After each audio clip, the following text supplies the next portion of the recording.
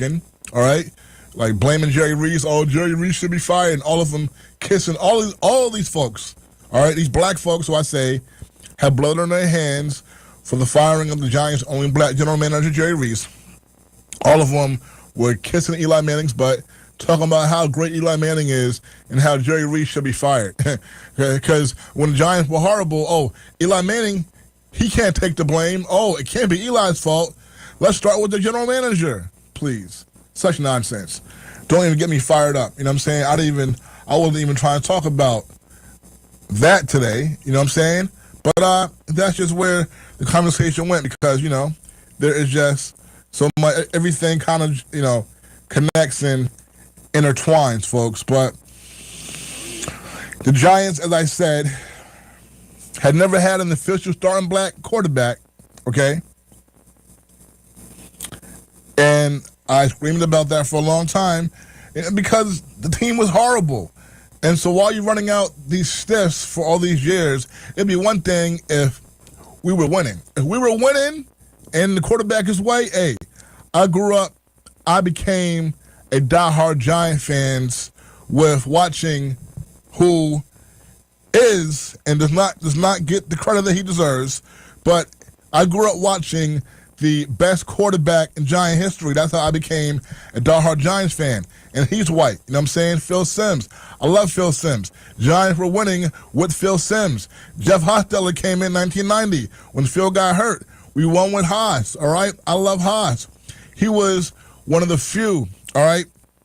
Because, you know, they weren't allowing brothers to really play quarterback in the NFL back in the late 80s, early 90s. When the Giants won in 1990, Jeff Hostetler was one of the few running mobile quarterbacks in the league.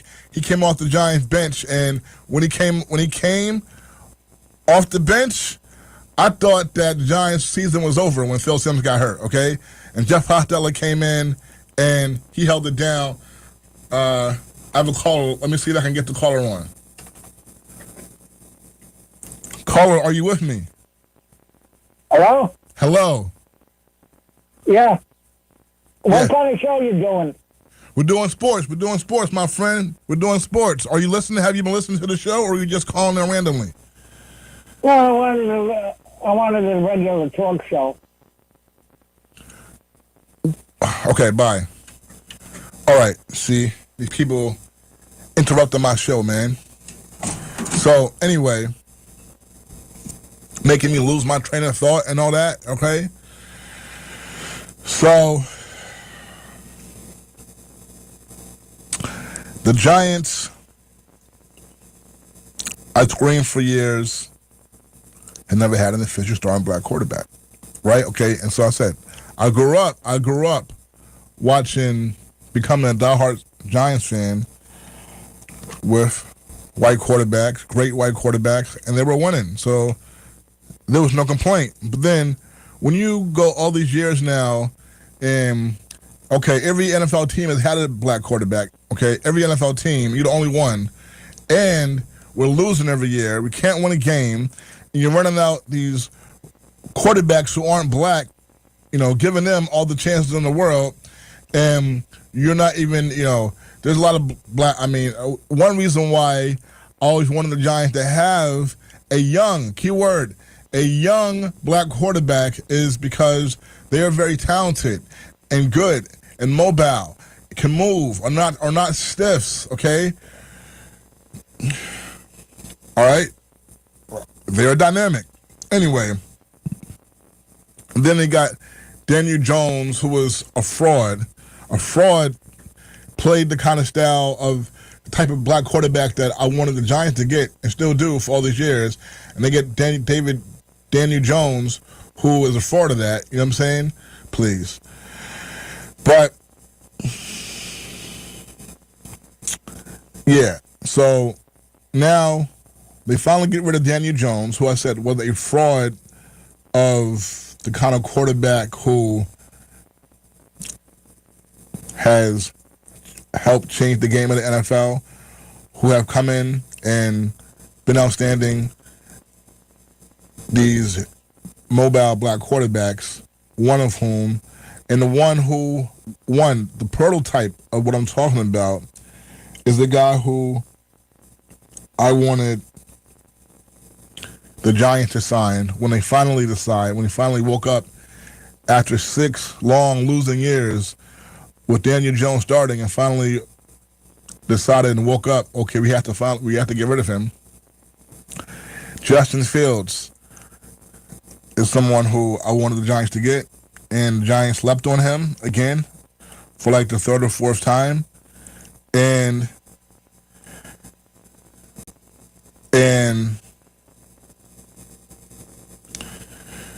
they let the Jets get him.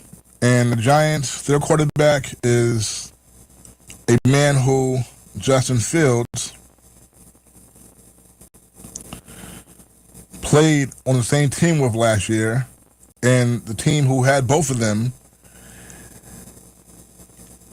slept on Justin Fields after the team, Pittsburgh Steelers, last year started off 4-2, and Justin Fields was playing well, and then the head coach of the Pittsburgh Steelers, who was also black, Mike Tomlin.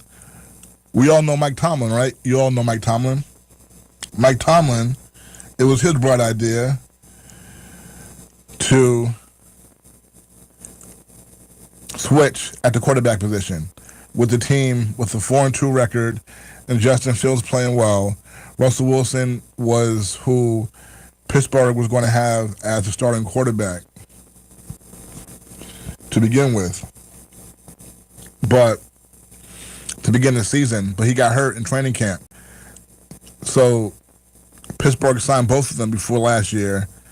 And Pittsburgh thinking was Russell Wilson is the older guy, he's the veteran who has won a Super Bowl before. He did that in 2013 season.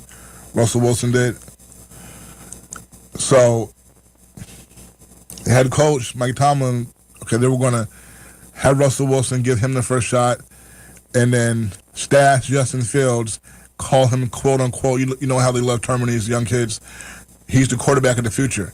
Justin Fields is the quarterback of the future, even though he's the quarterback of our future, but we want to start this other older guy and have our quarterback of the future stashed on the bench. Justin Fields is nice. So anyway, that was the mindset going into the season last year for Pittsburgh. But in training camp, Russell Wilson got hurt. So Justin Fields ended up starting the season, right, as a starter from week 1. Starts the first 6 games. The team has 4 wins, 2 losses. And then Russell Wilson gets healthy. Mike Tomlin swaps them. And it ended up not being a good decision. That's why Russell Wilson is not on Pittsburgh this year. Pittsburgh wanted Justin Fields to be the quarterback. All right, I said Pittsburgh had the philosophy where he's the quarterback of the future. We're going to stash Justin Fields. All right, they stashed him after he started off 4-2 playing well.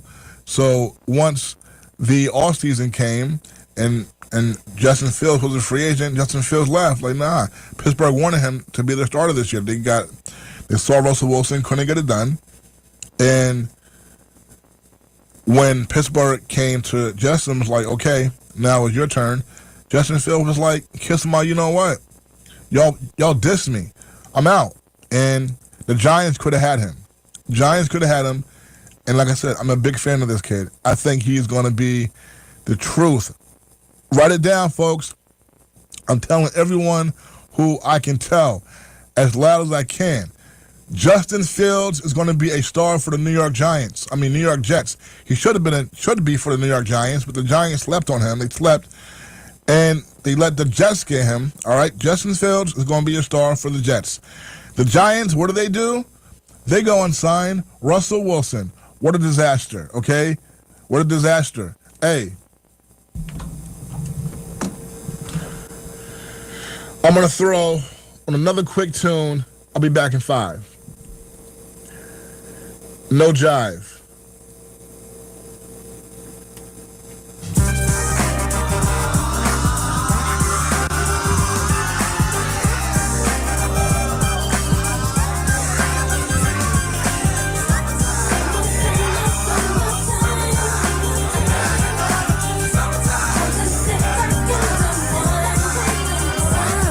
Here it is, a groove slightly trans. form. Just a bit of a break from the norm.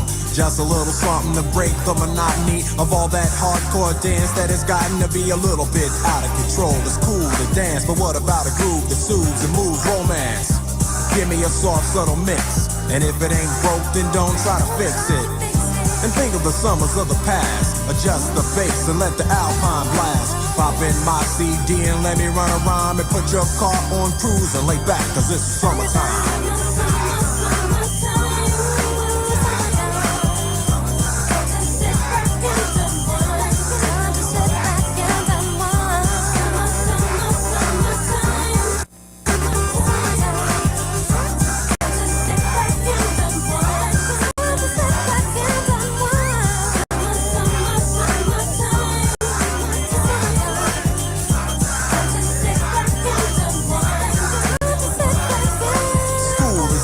Sort of a buzz, but back then I didn't really know what it was.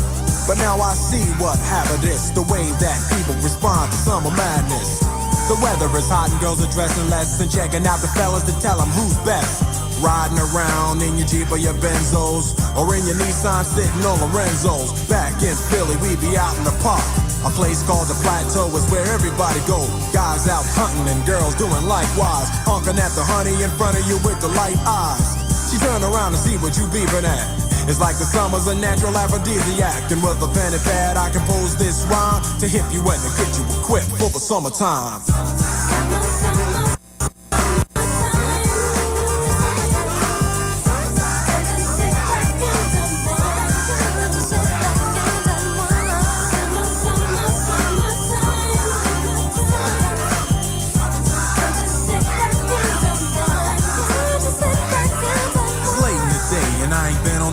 Yet, hustle to the mall to get me a short set. Yeah, I got on sneaks, but I need a new pair, cause basketball courts in the summer got girls there.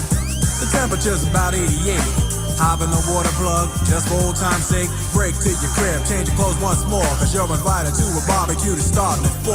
Sitting with your friends and y'all reminisce about the days growing up and the first person you kiss. And as I think back, makes me wonder how the smell from a grill can spark up nostalgia.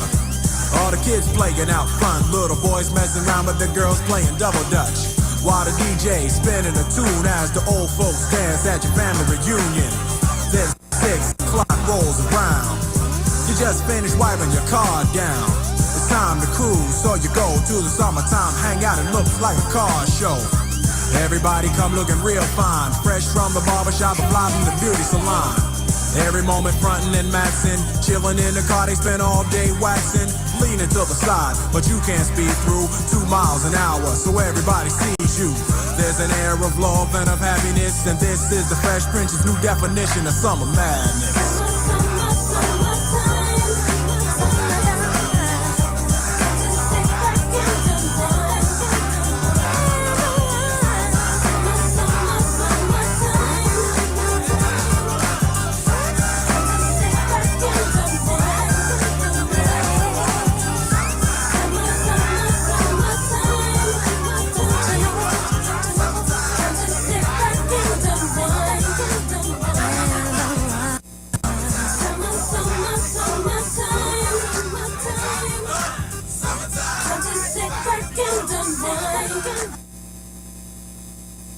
All right, folks. Samori Benjamin back here with you all. And, yeah. Let's see. Sometimes, folks, I like to go live on Facebook Live when I'm doing this. Sometimes I need to get set up first before I'm able to start recording on Facebook Live. And so I haven't started yet. All the time I've been talking to y'all. So I was like, we've already done an hour. So should I just not throw on my Facebook Live and just wait till next week to Facebook Live it? But then, I don't know. Some people, I'm sure there are some people on Facebook who follow me who enjoy watching, listening to this show here on Facebook on Sunday mornings.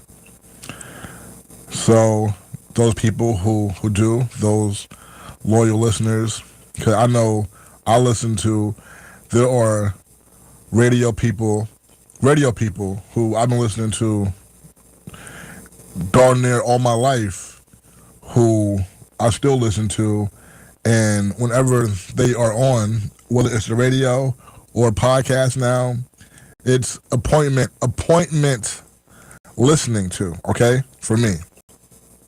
So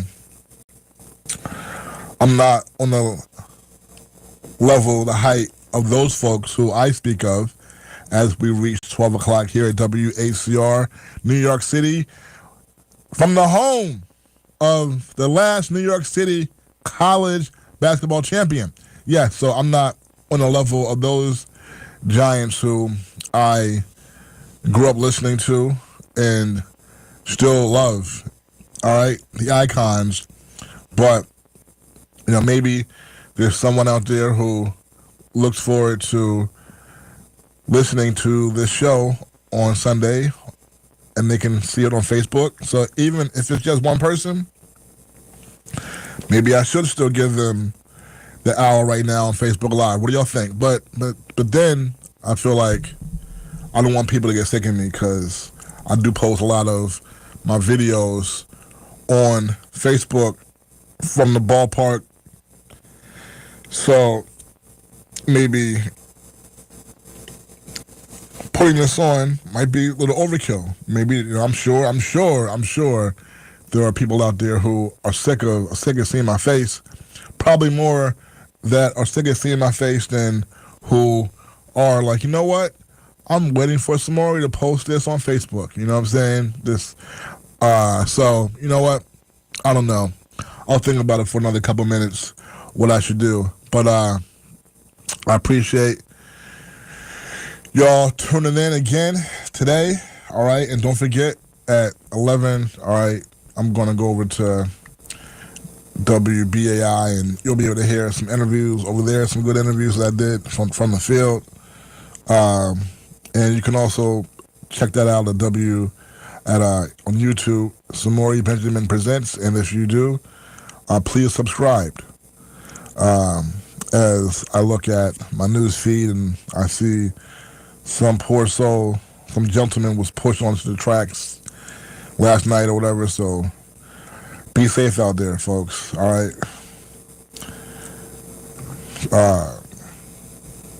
So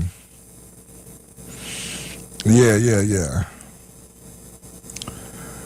Now, we have the Yankees in Old Timers Day, and I was telling y'all how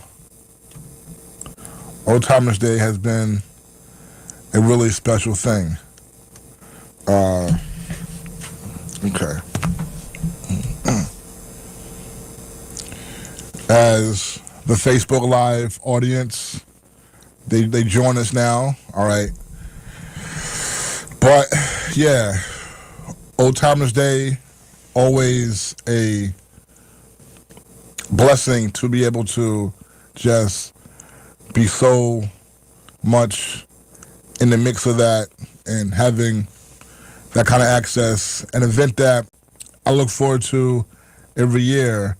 And as I was saying, the Old Timers Day game, the Old Timers Day, first of all, the Yankees are the only team in the Major League Baseball, and probably in professional sports here in this country, maybe in the world, but definitely in this country, the only team that has Old Timers Day every year. And the Yankees, for all the Yankee haters out there, they don't want to hear this, but the Yankees have the richest tradition in baseball history in American sports history, period. All right, no other team has as many championships as the Yankees, and the Yankees have the most championships in this country by far, by a wide margin. And so they have Old Timers Day every year. The only team, like I said, that has Old Timers Day every year. And the Mets went decades without having an Old Timers Day. They finally had one about maybe 2 years ago, I think it was, and it was dope. It was dope. It was really nice. And I actually was talking with Dwight Gooden yesterday at Yankees Old Timers Day, and he had some very interesting comments that's not even on the video, but he was saying that he didn't feel like the Mets did a great job with the alumni, the whole alumni thing, and similar events. He says that the Yankees do it, like I said, every year. The Yankees Old Timers Day, it's legendary. All right, and we know Doc began his career with the Mets. All right, he made his legend in the city in Queens with the Mets. Came up 19 years old, won Rookie of the Year. Then his second year, all right, best pitcher in baseball, mowing guys down, best ERA in the league. I mean, looking like the best pitcher ever at 20 years old. That's what it was.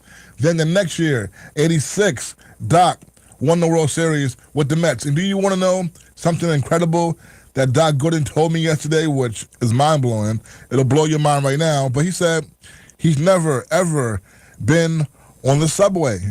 He's never been on the subway in New York City. Yeah.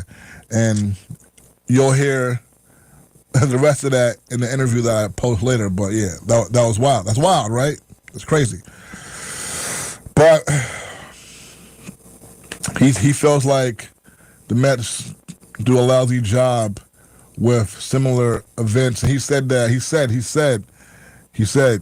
that a lot of the young people don't know who he is. He said that. It's something he said, which surprising to me. But he said a lot of the young Mets fans or what have you don't know him and his '86 crew. And I was like, so I mean, that's how he feels. Okay, that's how he feels. And then I was like, oh, okay. So the Mets. So like I said, they had Old Timers Day about a couple years ago. The first one they had in like darn near 30 years. And like I said, it was very nice. They had so many former Mets. Like it was, and Mets. They got new ownership. Steve Cohen, he is the richest owner in Major League Baseball. So he took over a very frugal ownership group, the Wilpons, that were there for years and had Mets fans sad. So Mets got themselves a really good owner now that spends. Mets have the highest payroll in the game right now, and they are struggling at the moment, along with the Yankees. The Yankees did, all right, win yesterday, all right, Old Timers Day with all the legends in the house, so they were able to hold it down for that, okay? And look, if the playoffs started today, both the Yankees and Mets would be in the playoffs. They will be wild card teams, but they will be in the playoffs with a chance to get to the World Series. The Yankees were in the World Series last year. We know this. Yankees had not won a World Series since 2009. Mets have not won a World Series since 1986. The two teams played in the World Series in 2000. And yesterday, the Yankees organization for Old Timers Day, they honored the 2000 Yankees World Series championship team that won over the Mets. So it was not just that team. I mean, it was not just those players from that team who were there, but they were the biggest. They were honored. The 2000 team, 25 years over the Mets. All right, but yeah. So I said I know the Mets are having. All right, so they went almost 30 years without having the Old Timers Day, and last year they did not have one. Which, like I said, the Yankees are the only team in sports that has Old Timers Day every year. So I can understand the Mets not having Old Timers Day every year because you don't want to play something out, and you feel like because because, like I said, Steve Cohen, the Mets' new owner, he put on an old timers day for the fans, for the former players, that was fit for the occasion. And you got 30 years worth of not having the old timers day for the Mets, so it was 30 years worth of just beauty. If you are a Mets fan, I'm not even a Mets fan, and I definitely appreciated what was going down there for that Mets Old Timers Day. I'm a baseball fan, so I love baseball. I love history, all right? I love the baseball history, and I cover the Mets, and Mets have, like I said, my favorite player in baseball was a Met, all right, for over a decade, and that's Jose Reyes, okay? Jose Reyes was my favorite player in baseball. He played from 2005 through 2017. So from 2005 through 2017, my favorite player was Jose Reyes.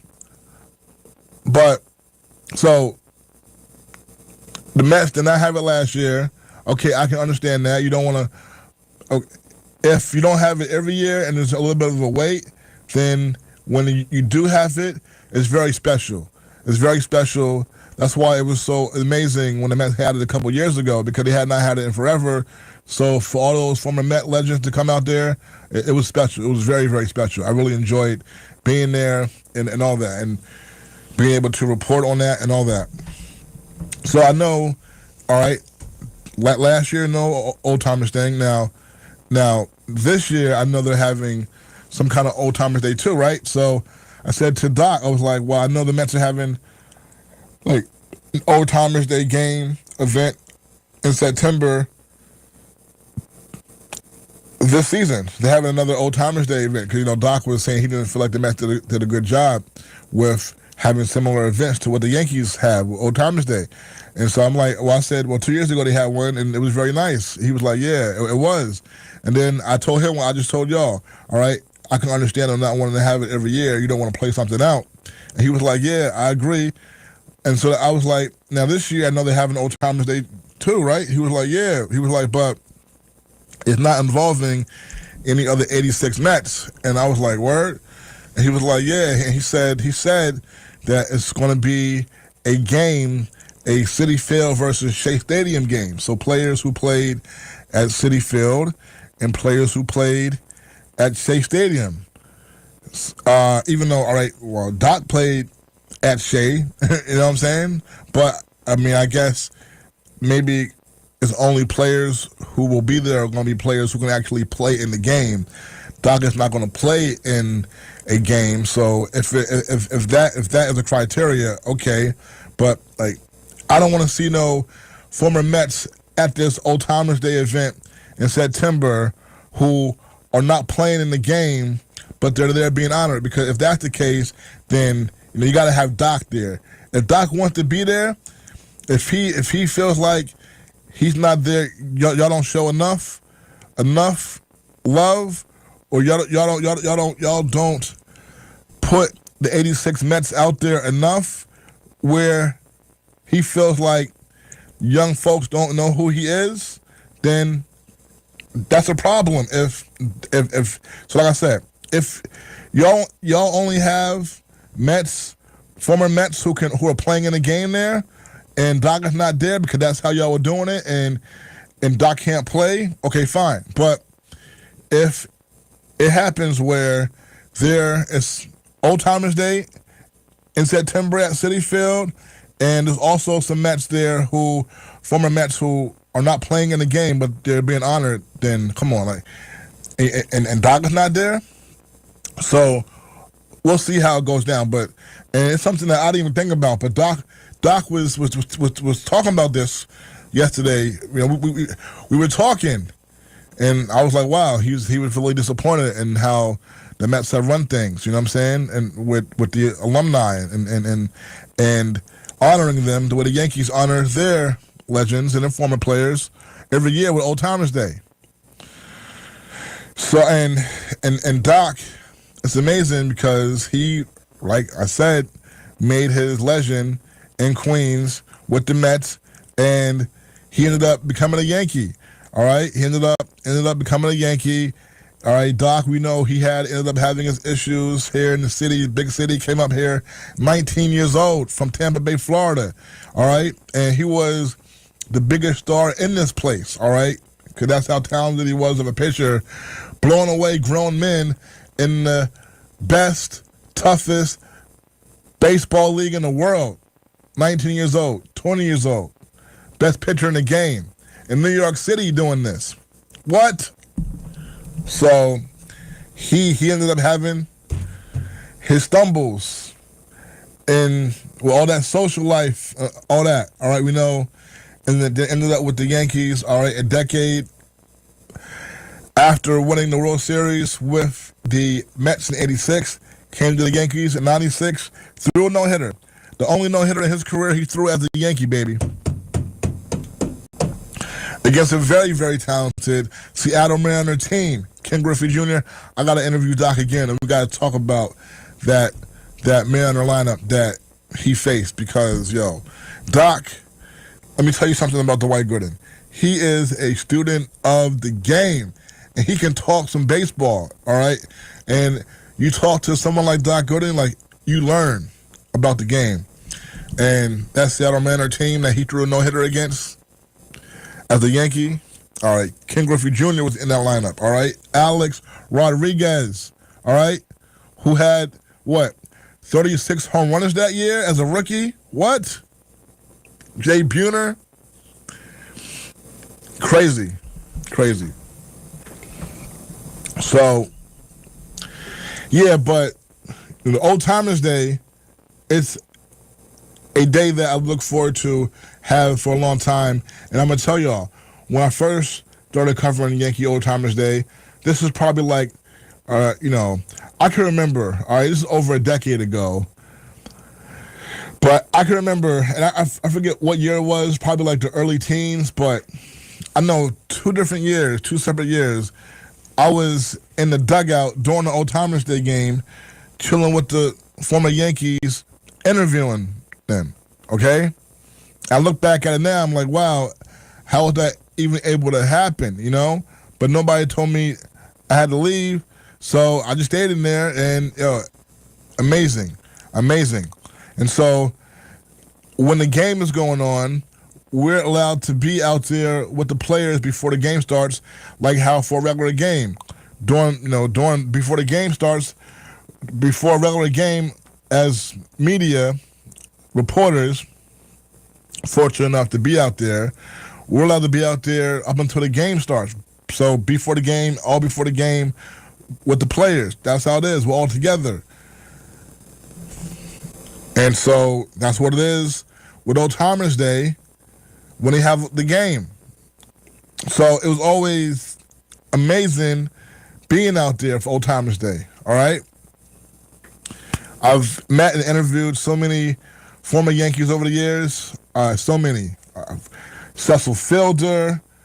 I mean, so many guys who I haven't even seen in Old Timers Day in a while for the Yankees so many guys. And it's great. And, hey, don't get me going back through Yankees players, like Yankees of past, all right?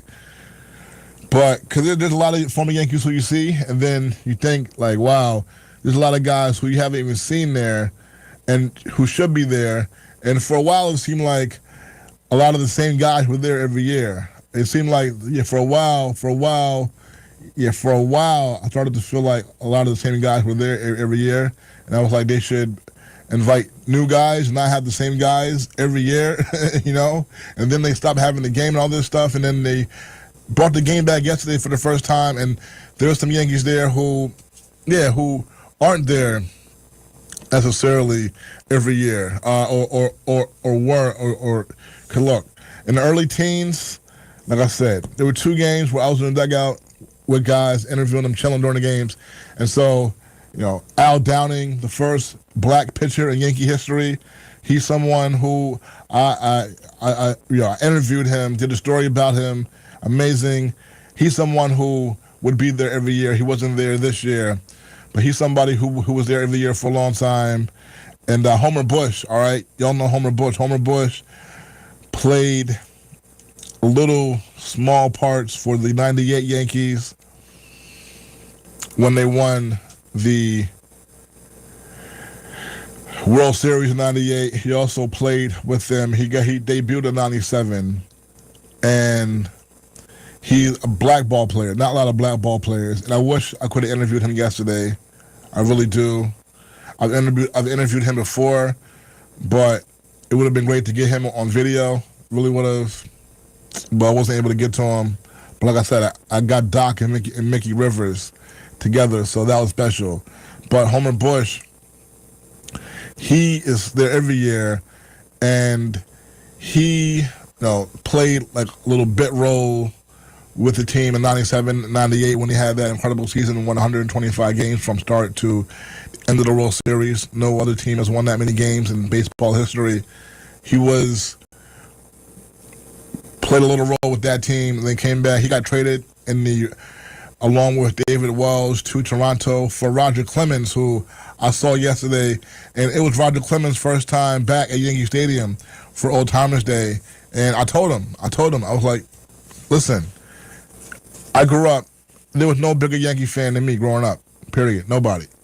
And I told him, you were and are my favorite Yankee pitcher of all time. That's how good he was. And yeah, I had the chance to tell him that, and that was amazing. I told him I interviewed his son last year, Cody, and I would have loved to have interviewed him yesterday. You know, I was trying to get that interview. You know that. And he said he would do it, but then things got busy and crazy. You know, Roger Clemens is back. So they pulling him in all kinds of different directions. So I wasn't able to get it. He said he would do it, but it got crazy out there for him. You already know the Rocket. So one day, hopefully. But his first time back in the building in the Bronx, okay? And why is he my favorite Yankee pitcher of all time?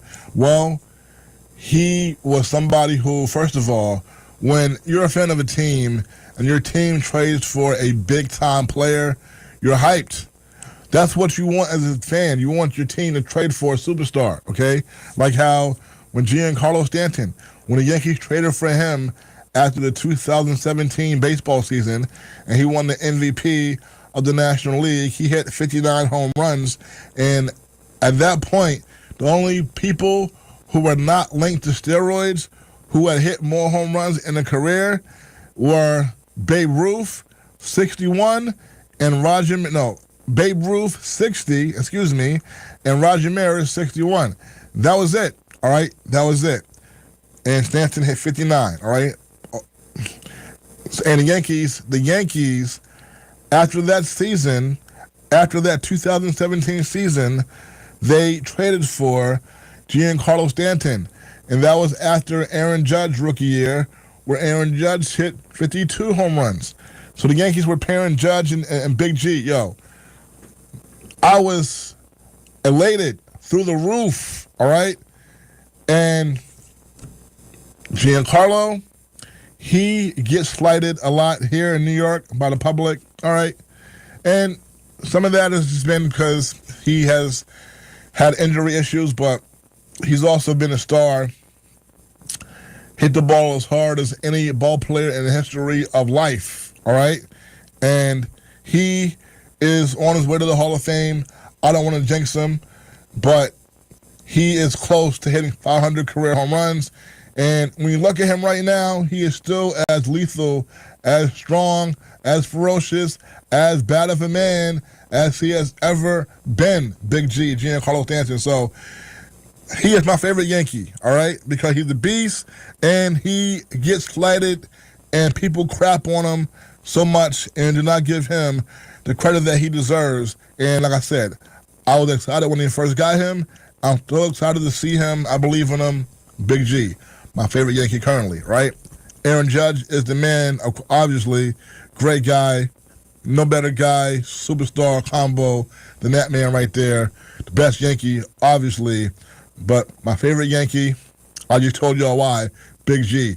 Now, Roger Clemens, why was he my favorite Yankee pitcher ever? So like I said, the Yankees traded for a superstar when they traded for Roger Clemens. Roger Clemens, we know that he began his great, iconic, because that's what it is. He's the icon, Roger Clemens. He began that in Boston, all right? Making several All-Star teams, won the MVP. How many pitchers do you see win MVP in Major League Baseball? Like, that's rare, folks, rare. Roger Clemens won the MVP in 1986, the same year his Red Sox made the World Series at a time in the 80s when it was hard to make the playoffs, okay? So you make the World Series, you're doing something. Only 4 teams in baseball made the playoffs at that time. Now, 12 teams make it. It was 4. There were 4 divisions, 2 in each league. You had to win your division to make the playoffs. That was it. So, 1986, Roger Clemens, Red Sox make the World Series. He wins the MVP. Normally, it's an offensive player who wins the MVP.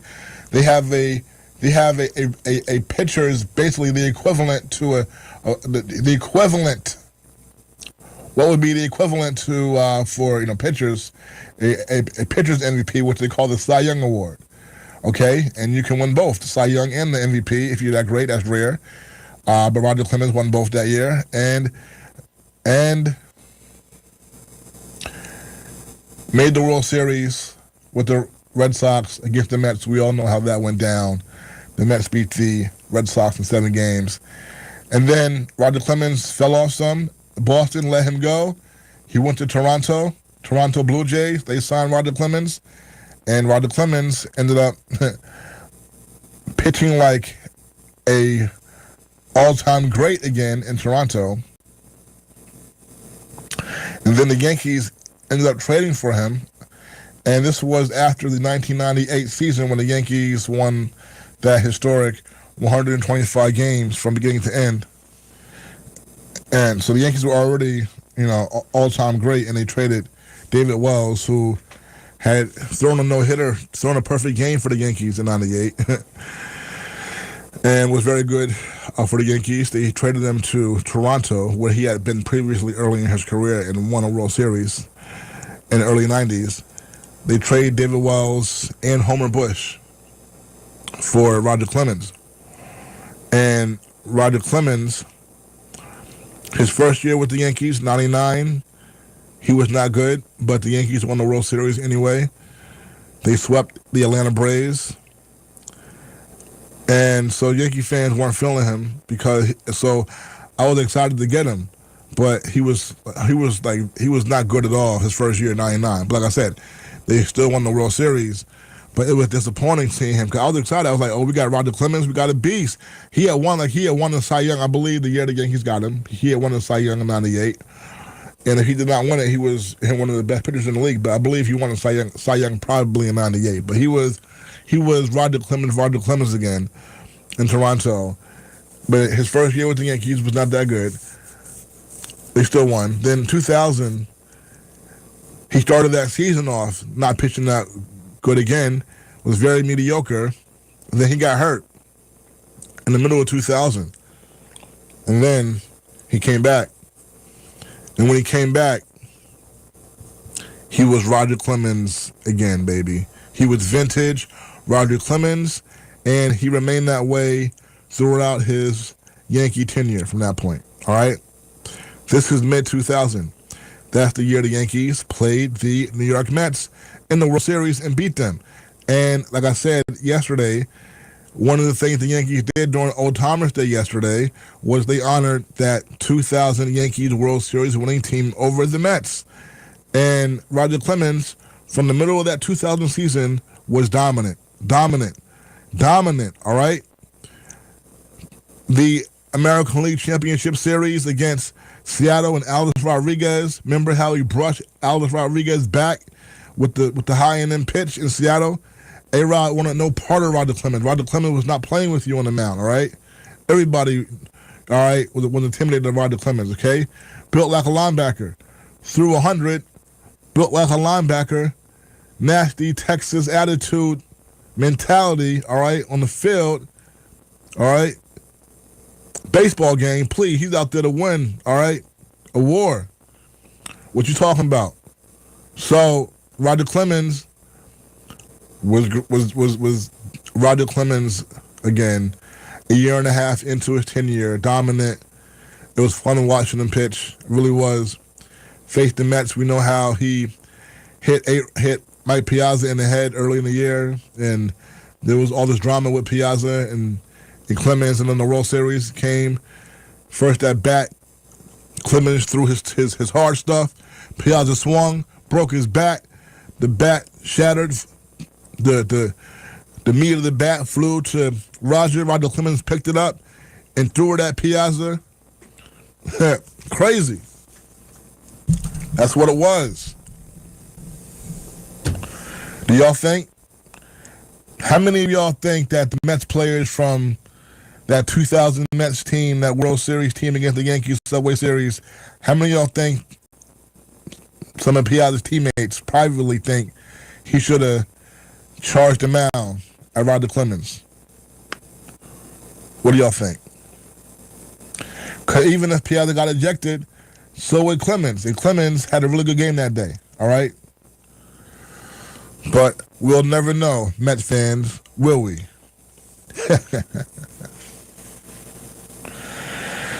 So, great seeing Roger Clemens back there, but he was, we got the World Series again in 2000 with Clemens pitching great from the second half on. Then the next year, 2001, Roger Clemens won the Cy Young, was dominant from start to finish, World Series. Game 7 against Arizona, the Yankees were going for the four-peat, back to back to back to back they were going for. Game 7 World Series, 2001 against Arizona. Game 7, Roger Clemens against Curt Schilling. Two guys who, I got to say, should be in the Hall of Fame, but they're not because of other reasons. Clemens linked to steroids. Curt Schilling, does Curt Schilling have a link to steroids? I don't think he does, but he has been a bit of a pariah. Some of it is own doing, polarizing figure because of some of his wild, crazy views. And he was kind of a borderline guy anyway, even though I think Curt Schilling definitely should be in the Hall of Fame, even though he's a guy who I stand against every view that he has when it comes to serious societal issues. But it should not be about that. It should be about the baseball player, Curt Schilling. I saw him stop my Yankees twice in World Series pursuits.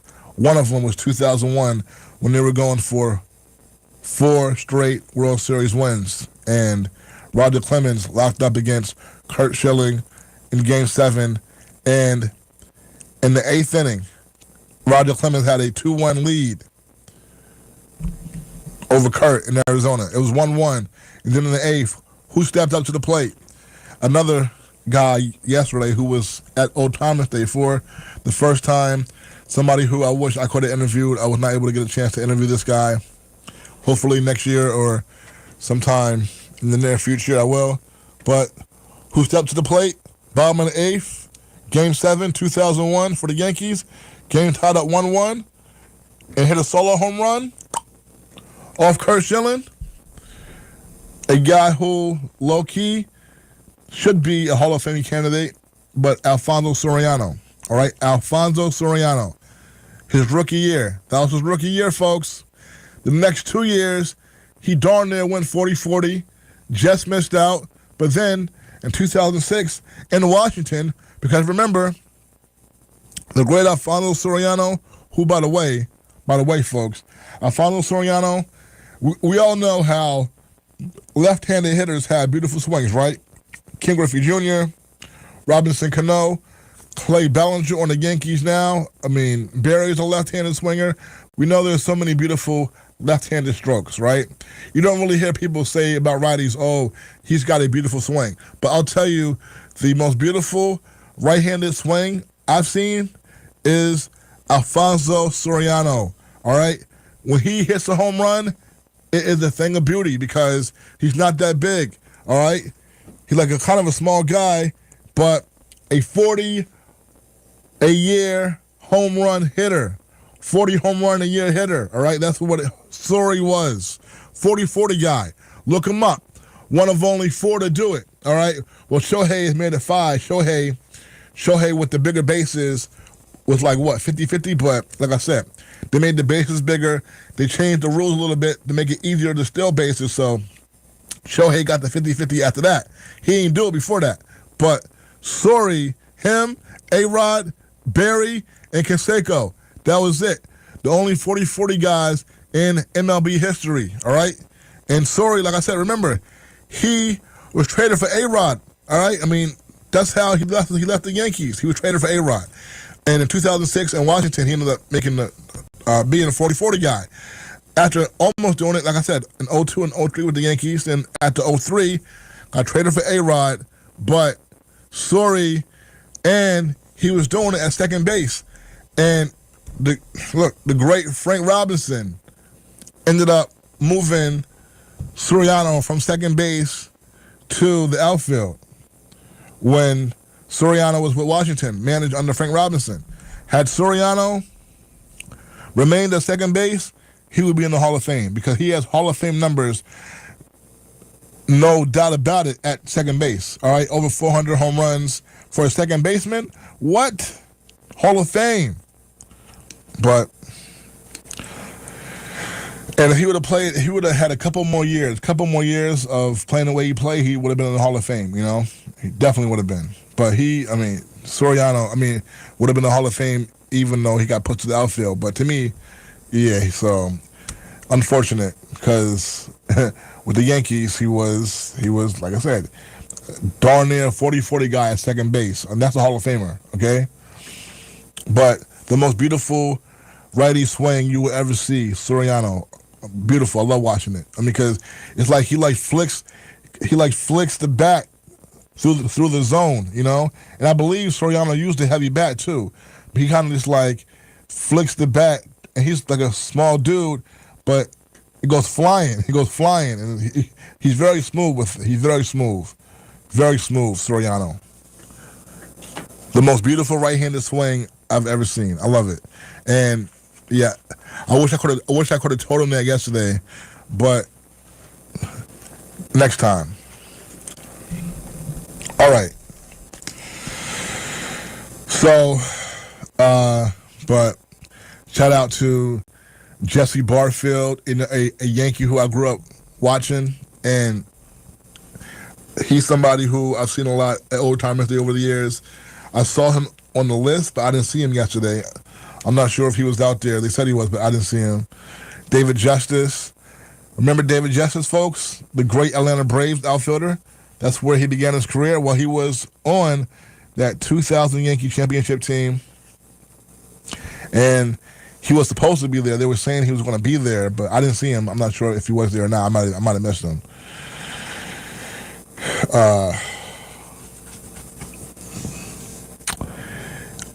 Who else?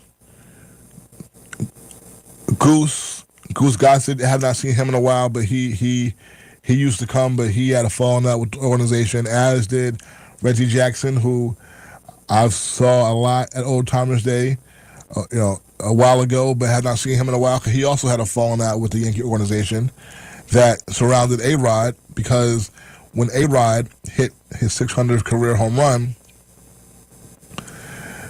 Reggie Jackson was asked about that, and because A-Rod was passing a lot of former players, he was passing their career home run mark, and these guys were not taking steroids, performance enhancing drugs, whatever you want to call it, PhDs, right? Nah, I'm sorry, no. What are we talking about? What do they call it? PEDs, right? performance-enhancing drugs. Okay?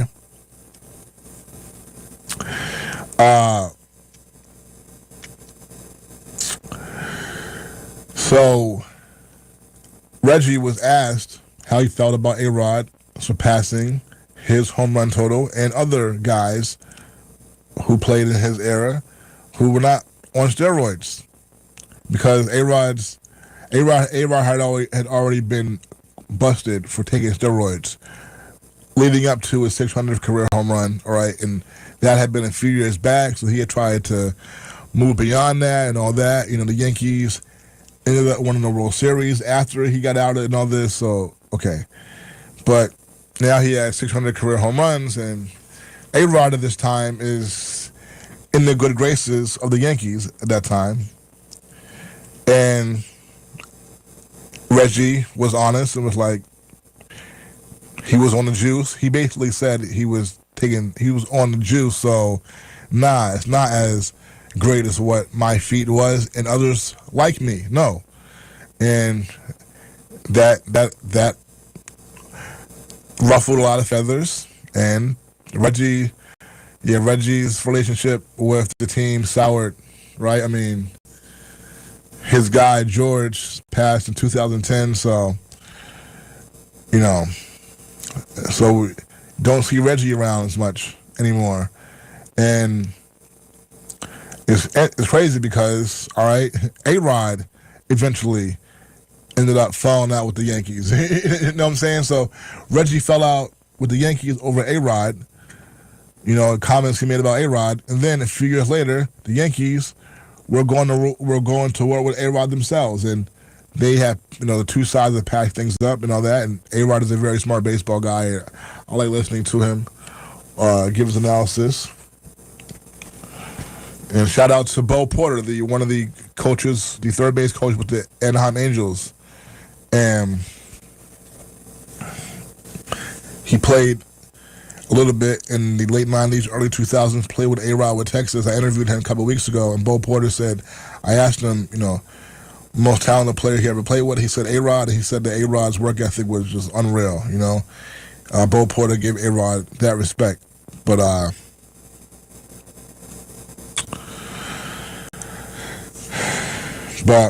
so Reggie, incidentally, he ended up spending a lot of time after having the fallout with the Yankees. He ended up spending a lot of time with the Houston Astros organization, and Dusty Baker was the manager there up until like the end of 2 years ago. So Dusty and Reggie were tight, and Reggie was around that team a lot. He was an advisor for the Astros, and I believe he may even have a relationship, Reggie, with the Astros owner. So Reggie was an advisor with them, and he was low key with them because he's known as a Yankee. He never even played for the Astros. Reggie played for a few teams, but not the Astros. And I think there was a time when the Astros came to Yankee Stadium, might have been last year or a couple years ago, and Reggie was like, he might have been, it was either at Yankee Stadium or they were playing at Houston, and Reggie was there. I think it might have even been at Yankee Stadium, and Reggie was like very low key. He was in the building, but he wasn't on the field or anything. He was just like behind the scenes where where the cameras could not get him. And he was, with the Astros while they were playing the Yankees, which, very weird, but yeah. But, Homer Bush, like I said, I'm just, some guys you would see a lot, one guy who I've said for years, I was like, Yankees should have him. It would be cool if they had him. And then I ended up having my issues with him. But now I just want to see him have all the success, and I wish him the best. Deion Primetime Sanders, he's had some health issues, and so now, I just want to see the best for Deion. But, I asked him, like, why don't they bring Deion back, right? Because they used to have a lot of the same guys over and over again. Like, okay. It was great to be able to talk to these guys and all that, be around them. But then after a while, I felt like it was the same guys every year, and I was like, there's so many other Yankees who played for the team. Why don't you all bring some other guys, right? And so it seems like, they It was very nice yesterday, like I said. And the first time playing a game in 6 years, it's better when they play the game because the access is better when they play the game than when they stopped playing the game for like the previous 5 years and they had Old Timers Day. They threw all the former Yankees and media into like the one big room for like 20 minutes, and they were like, "Yo, okay, do what y'all want." But then after like 20 minutes, they were like we were being kicked out. Like, okay, that's it. You know what I'm saying? So when they played the game like yesterday, and they played the first time they're playing the game since 2019, we're out there on the field with these guys, and for a long time, and we get to be amongst kings, legends, heroes, amazing stuff. Folks, Samori Benjamin, I'm signing off now. I start a show at WBAI from 1 to 2 o'clock, so I'm going to get ready for that. I will talk with you all again next Sunday. Have a great Sunday, folks. Bye.